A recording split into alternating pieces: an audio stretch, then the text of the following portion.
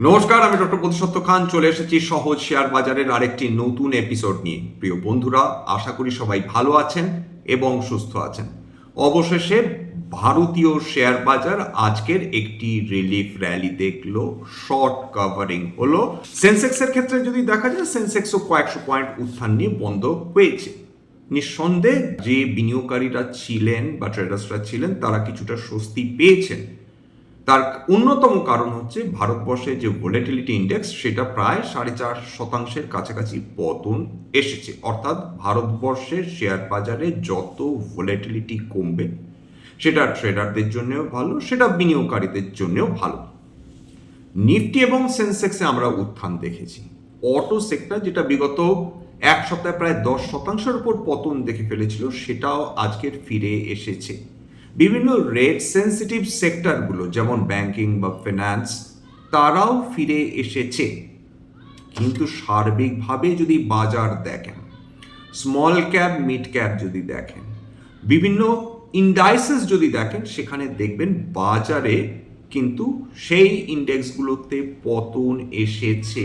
অর্থাৎ Nifty সেন্সেক্সে short covering হলেও বাকি সেক্টরগুলো বা বেশ কয়েকটা গুরুত্বপূর্ণ সেক্টরে কিন্তু এখনো নেগেটিভ ট্রেন্ড আমরা দেখে চলেছি। অর্থাৎ বাজার তার স্বাস্থ্য পুনরুদ্ধার করেছে এমনটি কিন্তু এই মুহূর্তে চোখে পড়ছে না। কালকে নিফটির এক্সপায়ারি রয়েছে, সুতরাং সেখানে কিছুটা ভোলাটিলিটি প্রত্যাশা করা যেতেই পারে। ইরান আমেরিকা যুদ্ধ, আমেরিকা ভয় পেয়েছে। আমেরিকার এই যুদ্ধের ফলে বিপুল পরিমাণ খরচ হয়ে গিয়েছে এবং ইরানের থেকে বহু গুণ খরচ তাদের বৃদ্ধি পেয়েছে। এমনটি অবস্থা যে তাদের যে মিসাইল ইন্টারসেপ্টার্সগুলো রয়েছে বা ড্রোন ইন্টারসেপ্টার্সগুলো রয়েছে, সেগুলো তাদেরকে দক্ষিণ কোরিয়া বা জাপান বা তাইওয়ান থেকে সেগুলোকে রিকল করতে হচ্ছে। অর্থাৎ যারা তাইওয়ানের রক্ষায় ওখানে ছিল বা দক্ষিণ কোরিয়ার রক্ষায় ওখানে ছিল বা জাপানের রক্ষায় ওখানে ছিল, সেখান থেকে সেই সমস্ত জাহাজ, যুদ্ধ জাহাজগুলো ফিরে আসছে স্ট্রেট অফ হরমুজের কাছে। কারণ বলা হচ্ছে, বিশেষজ্ঞরা বলছেন যে আমেরিকার কাছে যথেষ্ট পরিমাণ মিসাইলস বা পর্যাপ্ত পরিমাণ মিসাইলস এই মুহূর্তে নেই, যার দ্বারা তারা ইরানকে সম্পূর্ণভাবে বিধ্বস্ত করতে পারে।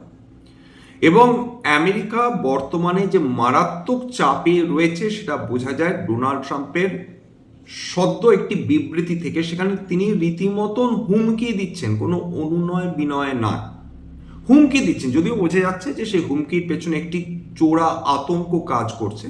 তিনি হুমকি দিয়েছেন কাদের?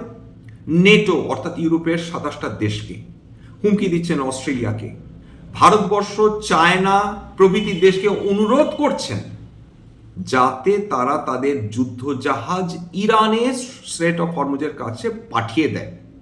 বকলমে বিভিন্ন দেশকে প্রেশারাইজ করছেন যাতে ইরানের বিরুদ্ধে কোনো অ্যাকশন নেওয়া সম্ভব হয় তাদের পক্ষে, বা হয়তো একটা পিরিয়ড অফ টাইম তাদেরকে বাধ্যও করবেন। যদিও ভারতবর্ষ এই ক্ষেত্রে একটা স্পষ্ট বক্তব্য দিয়েছে, বিশেষ করে মিনিস্ট্রি অফ এক্সটার্নাল অ্যাফেয়ার্স, তারা বলে দিয়েছেন যে ভারতবর্ষ বাধ্য নয় আমেরিকার কথা শুনে ইরানে কোনো যুদ্ধ জাহাজ পাঠাতে। তার কারণ আমেরিকার সঙ্গে কোনো বাইল্যাটারাল এগ্রিমেন্টই নেই, যার ফলে তারা যুদ্ধ জাহাজ পাঠাবেন স্ট্রেট অফ হরমুজ। এটা গেল 1 নম্বর পয়েন্ট, অর্থাৎ মিনিস্ট্রি অফ এক্সটার্নাল অ্যাফেয়ার্স যেটা বলছেন। 2 নম্বর একটা খুব সিগনিফিক্যান্ট একটা পয়েন্ট যেটা আমাদের অবশ্যই গ্রাহ্যে আনতে হবে, সেটা হচ্ছে মিনিস্ট্রি অফ এক্সটার্নাল অ্যাফেয়ার্স তারা বলেছেন যে ইরানের সঙ্গে আমাদের যে সম্পর্ক রয়েছে, খেয়াল করে দেখুন, ইরানের সঙ্গে আমাদের যে সম্পর্ক রয়েছে, আমাদের যে আন্ডারস্ট্যান্ডিং রয়েছে, আন্ডারস্ট্যান্ডিং শব্দটার উপর বিশেষ করে এমফাসিস দেওয়া রয়েছে, তার ফলে ভারতবর্ষের জাহাজগুলো সেফলি যাতে নেগোশিয়েট করে স্ট্রেট অফ হরমুজ, সেরকম কথা হয়ে রয়েছে ইরানের সঙ্গে।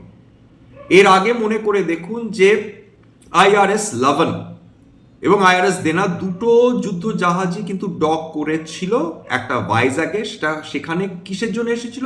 যুদ্ধের মহড়ার জন্য এসেছিল, মাথায় রাখুন।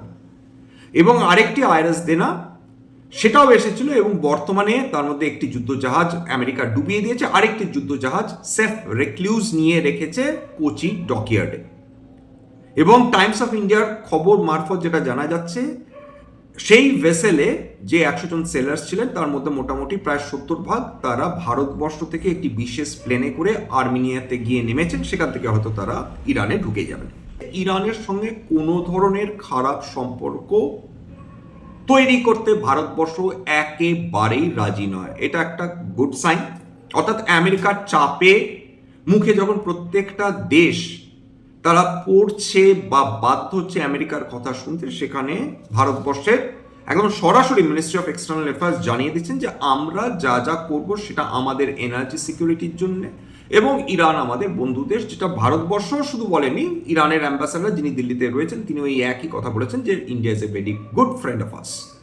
এর ফলে ভারতবর্ষে আজকেরও যে লেটেস্ট খবর সেটা হচ্ছে ইউনাইটেড আরব এমিরেটসের যে পোর্ট রয়েছে সেটা ফুজায়রা, সেখান থেকে 81,000 মেট্রিক টনের মার্বান ক্রুড অয়েল, মার্বান ক্রুড মানে হচ্ছে অতি উৎকৃষ্ট মানের জ্বালানি তেল, অতি উৎকৃষ্ট, সেটা নিয়ে একটি জাহাজ তারা ভারতবর্ষে মুন্দ্রা পোর্টে এসে ডক করবে। এই খবরটা আমি নিয়েছি মানি কন্ট্রোল থেকে।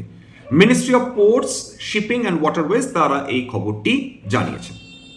এইবার আজকের দিনের র্যালিটা কেন হলো? দেখুন, আজকের দিনের র্যালি কোনো উচ্ছ্বাস থেকে কিন্তু হয়নি, যথেষ্ট আতঙ্ক রয়েছে ভারতবর্ষের শেয়ার বাজারে তথা বিভিন্ন ইন্ডেক্সে, এ ব্যাপারে কোনো সন্দেহ নেই। নম্বর শর্ট কাভারিং, 2 নম্বর ভারতবর্ষের ভোলেটিলিটি ইন্ডেক্স সেটা কমেছে, 3 নম্বর ভারতবর্ষে ভ্যালু বাইং ইমার্জ হয়েছে, অর্থাৎ বিভিন্ন যে কোম্পানিজগুলো রয়েছে সেটা বেশ কয়েকটা কোম্পানি তার দাম সিগনিফিকেন্টলি কমে গিয়েছিল, এই সুযোগটার অপেক্ষায় ছিলেন যারা দীর্ঘমেয়াদী বিনিয়োগকারী, বিভিন্ন স্টকসগুলোতে তারা কেনাবেচা করেছে। দেখুন, আজকের কমোডিটিসগুলো বহুদিন পর নেগেটিভে ট্রেড করছিল প্রায় প্রত্যেকটা, এটা একটা ভালো সাইন। যেমন রূপো আজকে 15-20% পতন নিয়ে ট্রেড করছিল, ক্রুড অয়েল প্রায় 2% বেশি পতন নিয়ে ট্রেড করছিল, মোটামুটি প্রায় $96 প্রতি ব্যারেল নিয়ে ট্রেড করছিল, আরও কমা দরকার ডেফিনেটলি। এইবার এলপিজি প্রোডাকশন বৃদ্ধি পেয়েছে ভারতবর্ষে 35%, অর্থাৎ সরকারের যে অর্ডার রয়েছে তারপরে বিভিন্ন যে কোম্পানিজ, অয়েল কোম্পানিজগুলো রয়েছে ভারতবর্ষে, তারা এলপিজি প্রোডাকশন বৃদ্ধি করে দিয়েছে, বাড়িয়ে দিয়েছে। এছাড়া এলপিজি এবং এলএনজির একটি কার্গো আসছে, সেটা মধ্যপ্রাচ্য থেকে, স্ট্রেট অফ হরমুজ হয়ে। 2 নম্বর হচ্ছে এলপিজি যে কার্গো সেটাও কিন্তু 3 নম্বর ভেসেলটা সেটা স্টার্ট করেছে। আপাতত ভারতীয় বাজার টিকে যাবে এমন কিন্তু কোনো কারণ নেই। আজকের দিনে র্যালি সত্ত্বেও এরকম কোনো ইন্ডিকেশন নেই, বা হতে পারে কালকে শর্ট কাভারিং হতে পারে ফার্দার, কারণ কালকে নিফটি এক্সপায়ারি রয়েছে, আমরা কেউ জানি না, কিন্তু এই মুহূর্তে এমন কোনো স্বস্তির কারণ নেই যার ফলে ভারতীয় শেয়ার বাজারে আমরা একটা টুমল্টাস একটা উত্থান দেখতে পারি। এই মুহূর্তে তো কোনো ইন্ডিকেশন সেরকম দেখা যাচ্ছে না, কারণ সমস্ত ফ্যাক্টরস, তেলের দাম অত্যন্ত বেশি, এলপিজি এলএনজি যে স্মুথ ট্রানজিশনটা হতো সেটা নিয়ে সমস্যা তৈরি হচ্ছে, ইনফ্লেশনের ভয় এই যুদ্ধের কারণে দিনের পর দিন বৃদ্ধি পেয়ে চলেছে, আমাদের যে মানে কয়েক বিলিয়ন ডলার, প্রায় $33 বিলিয়ন উপর আমরা যে এক্সপোর্ট করে থাকি মধ্যপ্রাচ্যে, সেটা প্রায় বন্ধ হয়ে যাবার জোগাড় হয়ে রয়েছে। এক্সপোর্টমুখী কোম্পানিগুলো যারা মধ্যপ্রাচ্যের সঙ্গে বিপুল পরিমাণ ট্রেড করে থাকে তারা এই মুহূর্তে ভালো অবস্থায় নেই, সুতরাং এক্সপোর্টও ভালো নেই, ইম্পোর্টের দাম ক্রমাগত বৃদ্ধি পেয়ে যাচ্ছে, সোনার দাম খুব বেশি কমেনি, সোনাও আমরা আতঙ্কে সোনা কিনে চলেছি,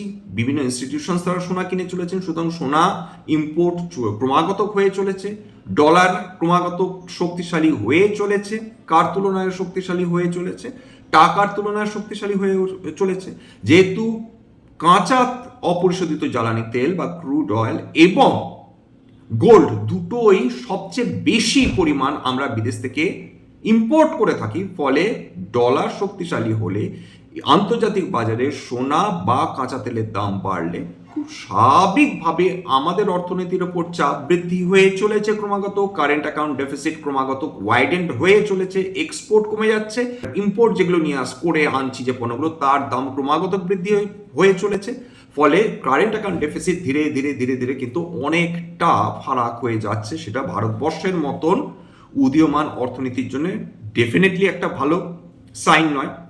এছাড়া আজকের ব্রেন্ট হালকা নেগেটিভে ট্রেড করছিল, অত্যন্ত হালকা, তাছাড়া গ্যাসোলিনের দাম সামান্য কমেছে, সোনাও হালকা নেগেটিভে ট্রেড করছিল। কয়লা হালকা নেগেটিভে ট্রেড করছিল। বিভিন্ন ইন্ডেক্সগুলোর কথা বলছিলাম না, যে কেবল নিফটি এবং সেন্সেক্স উত্থান দেখলেও সার্বিকভাবে তা দেখে গোটা বাজারের অবস্থা সেটা নির্ণয় করা যাবে না। আজকে নিফটি 1.11% বৃদ্ধি পেয়েছে, প্রায় 257 পয়েন্ট বৃদ্ধি পেয়েছে। নিফটি মিড ক্যাপ দেখুন তো নেগেটিভ আজকে, অর্থাৎ 0.27% পতন। নিফটি স্মল ক্যাপ 100 দেখুন তো প্রায় 0.53% পতন, অর্থাৎ এই দুটোই কিন্তু নেগেটিভে ট্রেড করছিল। নিফটি অটো এতদিন ধরে পতন দেখেছিল, আজকে শর্ট কভারিং হয়েছে 1.67% উত্থান। নিফটি ব্যাংক এতদিন ধরে পতন হচ্ছিল, শর্ট কভারিং হয়েছে, আজ করে 1.22% উত্থান। নিফটি আইটি যে তিমিরে ছিল সেই তিমিরেই রয়েছে, না নামছে না উঠছে, একটা ইন বিটুইন অবস্থায় রয়েছে, ইন এ লিম্বো বলা যেতে পারে। নিফটি পিএসইউ ব্যাংক সেটা আজকে প্রায় 0.6% উত্থান, কিন্তু নিফটি ফার্মা দেখুন 1.25% পতন। তাছাড়া নিফটি রিয়েলটি 1.5% বেশি পতন, নিফটি অয়েল অ্যান্ড গ্যাস 1.5% বেশি পতন, নিফটি ইন্ডিয়া ডিফেন্স প্রায় 0.78% বেশি পতন। নিফটি ক্যাপিটাল মার্কেট 0.93% উত্থান হয়েছে। সার্বিকভাবে দেখলেই বুঝতে পারবে যে বাজারে কনফিডেন্স নেই এই মুহূর্তে।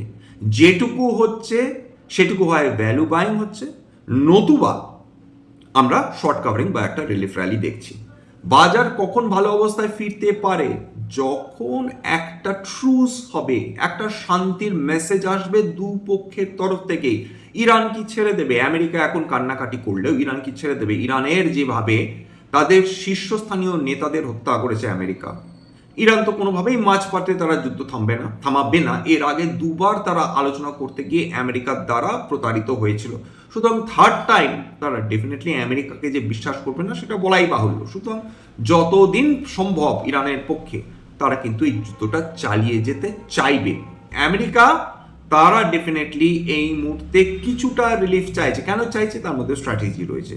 তাদের ধারণা যদি ইরানের সঙ্গে একটি শান্তি, অন্তত ইন্টারমিডিয়েট শান্তির ব্যবস্থা করা সম্ভব হয়, সেক্ষেত্রে তারা নতুন করে তৈরি হবে ইরানের ওপর আক্রমণের জন্য। অর্থাৎ কিছুটা তারা যদি সময় পায়, সেক্ষেত্রে তাদের পক্ষে নতুন করে মিসাইলস বা নতুন করে তাদের যুদ্ধবহর সাজিয়ে নেওয়ার একটা সুযোগ থাকবে। ইরান সেটা বিলক্ষণ বোঝে, এবং ইরান তারা কোনোভাবেই এই মুহূর্তে আমেরিকা বা ইসরায়েলকে তারা স্থিত হতে দেবে না, অন্তত এটা বোঝা যায়। ইসরায়েলের পক্ষে একা ইরানের সঙ্গে যুদ্ধ করা প্র্যাকটিক্যালি অসম্ভব। তার কারণ ইরান একটি সুবিশাল দেশ এবং ইসরায়েল তার বহু অংশের ক্ষুদ্র একটি অংশ মাত্র। সুতরাং ইরানের রিসোর্সেস ইসরায়েলের তুলনায় অনেক বেশি। শুধু তাই না, ইসরায়েল নিঃসন্দেহে টেকনোলজিক্যালি বিশ্বের অন্যতম সেরা, কিন্তু কেবল টেকনোলজি নিয়ে হয় না, তাদের রিসোর্সেসেরও প্রয়োজন।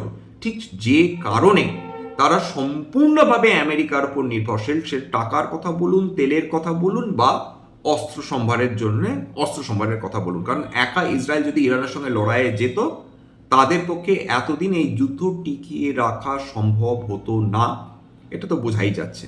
তবে যুদ্ধ থামার প্রয়োজন রয়েছে, এটা আমরা বুঝতে পারছি। আমাদের নিজেদের স্বার্থে এই যুদ্ধ বন্ধের প্রয়োজন রয়েছে।